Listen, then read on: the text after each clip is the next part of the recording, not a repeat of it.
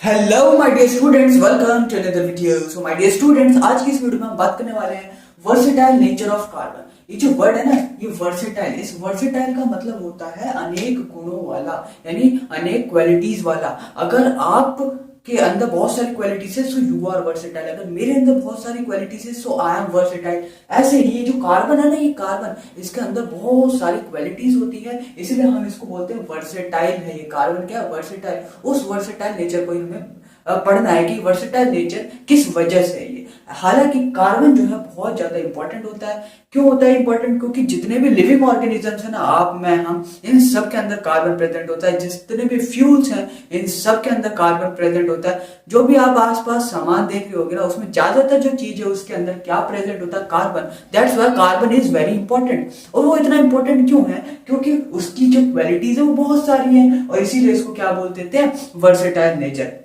अब जब भी ऐसा क्वेश्चन आएगा ना वर्सेटाइल नेचर ऑफ कार्बन वाला, ये 4 पॉइंट्स आपके दिमाग में छप जाने चाहिए। वो पहली चीज है हमारे पास टेट्रा कोवैलेंसी। ये जो वर्ड है ना टेट्रा, इसका मतलब होता है 4। टेट्रा का मतलब क्या होता है? 4। और टेट्रा क्यों आया है? ये वर्ड टेट्रा क्यों आया? क्योंकि कार्बन की वैलेंसी कितनी होती है? 4, इसलिए यहाँ पे क्या लिखा है? टेट्रा। अच्छा, ये कोवैलेंसी का मतलब होता है कोवैलेंट बॉन्ड बनाना। मैंने आपको पिछली वीडियो में बताया था कार्बन कौन सा बॉन्ड बनाता है? कोवैलेंट बॉन्ड बनाता है। कोवैलेंट बॉन्ड, आयनिक बॉन्ड, दोनों के बारे में बताया था। पर कार्बन कौन सा बॉन्ड बनाता है? Covalent bond. यानी एक तो ये आया है 4 वैलेंसी होती है कार्बन की। कोवैलेंसी क्यों आया है? ये कोवैलेंट बॉन्ड बनाता है बाय शेयरिंग ऑफ इलेक्ट्रॉन्स। ठीक है। अच्छा, सेकंड चीज हमारे पास आती है कैटिनेशन। ये जो वर्ड है कैटिनेशन, इसका मतलब होता है, ये जो वर्ड ये जो एलिमेंट है कार्बन, ये अपने जैसे कार्बन के एटम से बहुत सारे लंबी लंबी चेन्स बना लेता है। कार्बन है, दूसरे कार्बन से जोड़ के बहुत लंबी लंबी चेन्स, ब्रांचेस, रिंग्स बना लेता है। कैसे?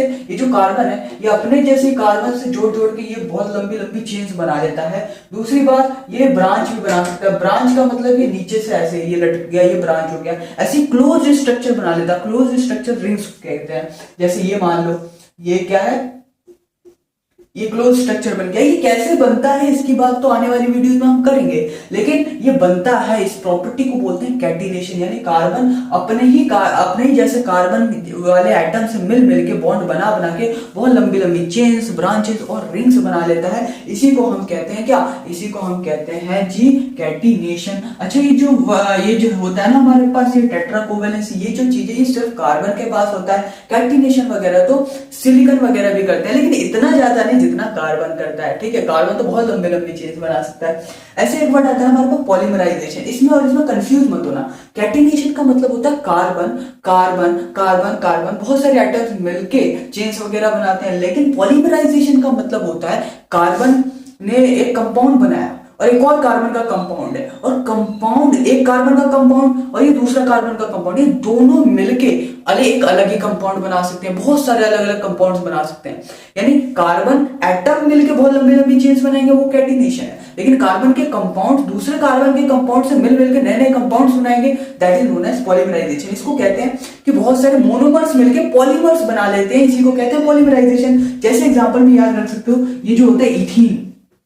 इथीन का फॉर्मूला वगैरह भी बाद में बताऊंगा मैं। इथीन जो होता है ये कार्बन का कंपाउंड है। ऐसे बहुत सारे जब इथीन मिल जाते हैं, बहुत सारे जब इथीन मिल जाते हैं तो क्या बन जाता है मेरे पास? पॉलीथीन बन जाता है। क्या बन जाता है? पॉलीथीन बन जाता है। तो बहुत सारे इथीन के मोनोमर्स मिलके क्या बन गया? एक पॉलीमर यानी पॉलीथीन बन गया। ऐसे ही बहुत सारे एस्टर मिलके, बहुत सारे एस्टर मिल के क्या बना लेते हैं? पॉलीस्टर बना लेते हैं। क्या बना लेते हैं? पॉलीस्टर। बहुत सारे इथीन मिलके पॉलीथीन, बहुत सारे एस्टर मिलके पॉलीस्टर। ये कार्बन के कंपाउंड से मिलकर नया कंपाउंड बना दिया, ये कार्बन के कंपाउंड से मिलकर नया कंपाउंड बना दिया। This is known as polymerisation.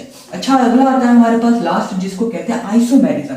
Isomerism का मतलब होता है ऐसे कंपाउंड जिसमें सेम मॉलिक्यूलर फॉर्मूला हो। क्या हो?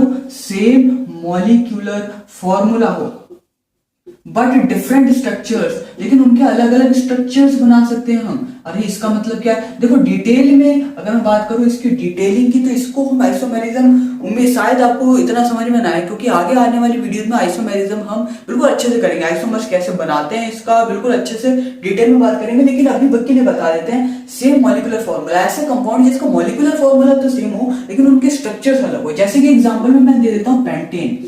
पेंटेन, अगर मैं इसका मॉलिक्यूलर फॉर्मूला देखूं C5H12 होता है। ये कैसे होता है उस पर अभी मत जाओ, उसको मैं अभी तसल्ली से सिखाऊंगा, बस आइसोमेरिज्म बताने के लिए एग्जांपल दे रहा हूं। ये फॉर्मूला किसका होता है? पेंटेन का। ये जो है ना, इसको बोलते हैं मॉलिक्यूलर फॉर्मूला। मतलब 5 कार्बन आएंगे। कितने कार्बन आएंगे? 5 कार्बन। 1 2 3 4 5, 5 कार्बन वाले को बोलते हैं हम पेंटेन। सिंपल है। अच्छा, ये ऐसे भी अरेंज हो सकता है, ये 4 कार्बन इधर रहे और 1 इधर आ जाए, ऐसे भी अरेंज हो सकता है। इसको हम मिटा दें, इसको और अच्छे तरीके से और अरेंज करेंगे, 3 इधर 2 इधर, मतलब इसमें भी देखो 5 कार्बन है, इस वाले में भी 5 कार्बन है, इस वाले में भी 5 कार्बन है। दिमाग लगाओगे तो मॉलिक्यूलर फॉर्मूला तो सबका सेम है, 5 ही कार्बन है सब में, लेकिन इनके अलग अलग स्ट्रक्चर्स है। इसको बोलते हैं आइसोमेरिज्म। जो ये कार्बन के सारे क्या है? पेंटेन की क्या है? आइसोमर्स है।